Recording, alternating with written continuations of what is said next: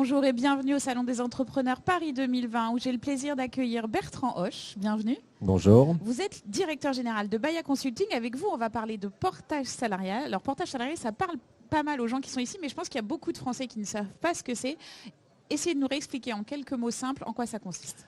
En quelques mots simples, le portage salarial est un statut qui permet à un indépendant de développer son activité. On parle plutôt de métier du conseil et de la formation, tout en étant salarié de l'entreprise de portage salarial et d'être protégé par ce statut et tous les avantages sociaux que présente le salariat en France. D'accord, donc je rentre du chiffre d'affaires quand même, je facture normalement à mes clients. C'est nous qui facturons votre client ça. Et on transforme le chiffre d'affaires en rémunération pour vous.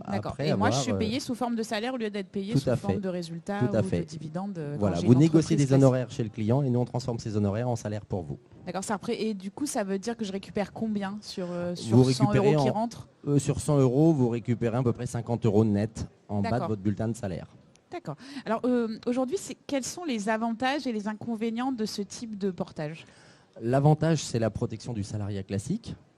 C'est l'ensemble des cotisations que l'on va retrouver sur un bulletin de salaire. On parlera de l'assurance chômage, de la prévoyance, de la retraite, de la sécurité sociale, etc. Les avantages, j'en vois pas. Je dirais peut-être les inconvénients. Oui, les inconvénients, pardon. Je dirais plutôt peut-être le manque de notoriété du statut qui aiderait peut-être les entrepreneurs individuels en portage à accéder plus facilement à des offres de mission dans l'entreprise. D'accord. Vous le disiez, c'est surtout pour des missions de consulting, des choses comme ça. Oui. C'est quoi les métiers de prédilection qui s'y prêtent le mieux ? Tous les métiers du conseil, de l'assistance, de la formation, le marketing, la communication, les RH, les formateurs, l'informatique, on va dire toutes les missions un peu transverses de l'entreprise. D'accord. En termes de chiffres, aujourd'hui, ça représente quoi en France ? En France, ça représente à peu près 1 milliard d'honoraires facturés, donc chiffre du syndicat PEPS, qui est le syndicat représentatif de la profession.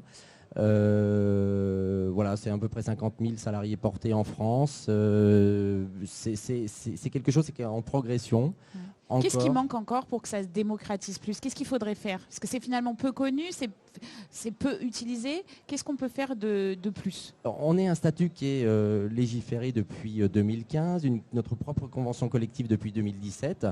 Il nous faut, je dirais, continuer à avoir un appui du gouvernement. On négocie avec les partenaires sociaux la convention collective. On essaye de continuer à faire évoluer notre statut. Donc il faut qu'on nous aide à communiquer sur un statut qui devient assez évident pour un entrepreneur individuel. En tout cas, au moins pour démarrer son activité, tester son marché. Il y a aussi un problème peut-être de pédagogie, de communication. Il faut vraiment Il faut qu'on nous aide à communiquer. Ouais, c'est pour ça que vous êtes là aujourd'hui. Mais... Aussi, tout à fait. Très bien. Juste pour terminer, quel conseil vous donneriez aux personnes qui aimeraient tenter ce dispositif? C'est quoi la chose la plus importante à laquelle il faut être attentif si on veut tenter ça?